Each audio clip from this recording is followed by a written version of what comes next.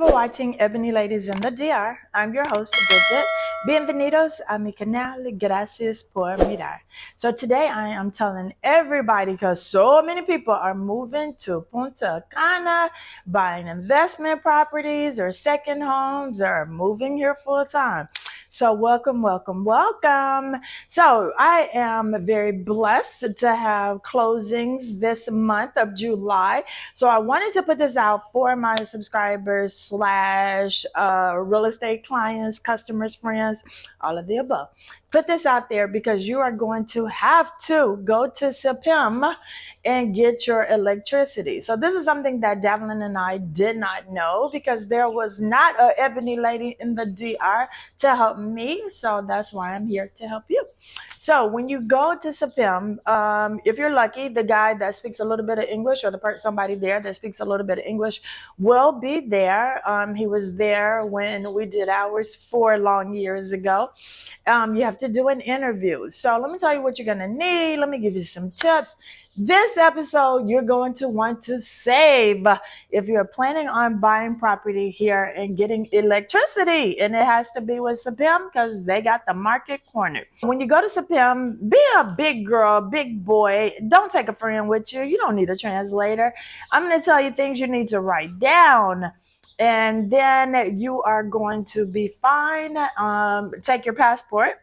And you're going to have all of your closing documents with you. Basically, they're going to want to see the title or the deed if it's a sale. If you're renting property, I don't work with renters, but if you work with renters, if you're a renter and you're getting it in your name, which is rare, but you would need the rental agreement. But this is for people that's closing, my closers, my buyers. So you guys, okay, so you're going to have the deed from the closing attorney, and you're going to take that with you along with your passport.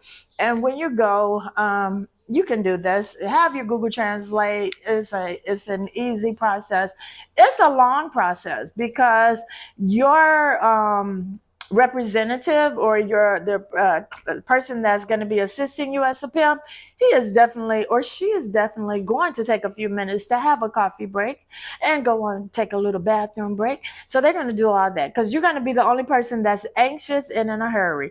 So have your breakfast, have your coffee, relax, make a day out of it, plan to go early as soon as they open, and be in a good mood, good spirits, because things can turn south real fast and you don't want that to happen. I want y'all to stay pleasant, stay happy. All right, when we got to SAPIM, let me tell you, 4 years ago when we did ours, we had to pay a deposit of $500. And y'all like, what? And we still have not got that back. That's something I want to check into, because we didn't have any credit established in the country. And, and I'm going to tell you how they got to that amount, which, really never really panned out for me, but it is what it is. So we paid a $500 deposit. So be prepared. But I'm going to give you some tips on how maybe you can pay a little bit less of a deposit. But the $500 deposit in our account is we can only pay at the end of the month, after they have our usage balance. With SAPIM, if your bill hasn't generated, ours is generated around the 20th, 21st of the month. If your bill hasn't generated, they are not going to let you pay in advance. So for people that have the same type of account that we have and not here full time, every time they come back, their utilities are off unless they have somebody, they leave money with a friend to go and pay. But every time they come back, they have to go and pay their SAPIM and wait for the representative to come and cut it back on. And usually it's within that same day or within the next morning. So if you have an account where you can't pay until the end of the month after usage, don't stock up your refrigerator and think the food's going to be okay when you get back. And if you buy too much food and you don't want to leave it, let me tell you, if you buy good fruit, if you buy bacon, good cuts of meat, chicken, fish, y'all can bring it to me. I'll put it in my refrigerator. We don't want the food to go bad because that's what's happening with a lot of my friends. They always have to drop off groceries over here because they buy too much stuff. So think about that. Okay, so when you go for your interview and you show all your documents, they are going to ask you about your usage, your projected usage. And so, we didn't know what that was boiling down to. We didn't know what they were, using this information for. So we were like, oh, yeah, we got 3 TVs, we got a washing machine, we got an air fryer, we got a microwave. We telling everything. Had I known that that's what they were using to calculate our projected usage, I would have been like, 1 TV, no washing machine, can't nobody afford no air fryer, a microwave. That would have been the gist of my appliances. But who knew? But now you guys know. So if you're gonna have a TV in every bedroom, SAPIM doesn't have to know you're gonna have a TV in every bedroom. If you're gonna have, and we told them we had 3 ceiling fans. Knowing what I know now, I would have said 1 ceiling fan, air conditioning. Yeah, we got AC, central air downstairs. I did tell them that, but I told them central air downstairs, 3 ceiling fans. I was telling everything. So a tip is you don't have to tell them every single thing in your appliances because, who knows? Maybe you're not going to have all of those things for the duration and, and all of that. So we're just trying to keep it slick. Y'all know what I'm talking about. So without having to pay a high deposit. But I've never heard of anyone having a deposit more than the $500. So ours was $500. But someone told me that if we chose to close our account and reopen the account as a prepaid account, then we would get our deposit back. I don't know how true that is.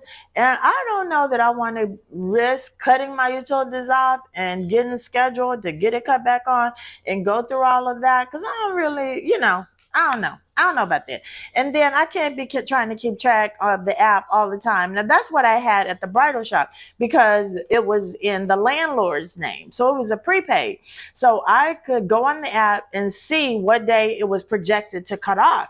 But if I have brides back to back and I'm using the air all day and I forget to check the app, then guess what happened?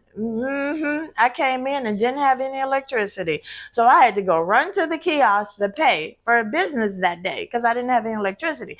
So I don't want to set anybody up for failure with that type of process with the prepaid where, you get in and you're expecting a friends over, me and Devlin for dinner. Y'all plan on having a dinner party and cooking and, we're just having a good time. And what? The electricity goes off because y'all didn't check the app because it was a prepaid account. So I don't know how I feel about that. I think I'm just gonna have to let that $500 sit in their account and just let them keep enjoying it until something else happens. I don't really know. But I just wanted to share this information with everybody because all of y'all are closing soon. Congratulations. Welcome, welcome, welcome. Thank y'all for y'all business. I appreciate being your realtor. And y'all, I'm going to have to do an interview with some of y'all to let people know how easy the process was and how I'm involved to a certain extent, but I don't leave you out there in the wind. I make sure you are okay before you go to the closing attorney and make sure you don't have any questions. And y'all know me. Y'all can message me anytime. Don't mean I'm going to answer you anytime. If it's late at night, I'll get you the next morning.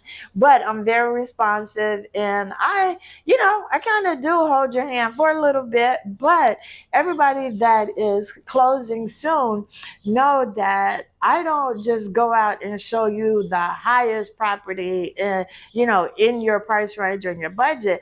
I'm all about, I want everybody to be happy with their purchase like I'm happy with my home. I love my home and I want the same thing for you all. So, commission is good, but I would rather you all help you find the perfect place and be happy. Where some people are just like going to try to sell you anything at the top of your budget. And that's not the kind of realtor you want. You want a realtor that's going to care about you and that's going to be involved and that's going to say, oh, let me make this video about SAPIM, because they're going to need to know. Don't go in there telling all your business about all your electronics that you're going to have in your house, because then they might be like, oh, we need $1,000 deposit from them because they're going to use up all the electricity. So just make sure you remember these things, write it down. If you have any questions, you're not really sure what I'm talking about, you're going to be going and getting your electricity, and you're going to go through an interview, and they're going to ask you about the type of electronics and appliances that you're going to have in your house. And that's what it's going to boil down to.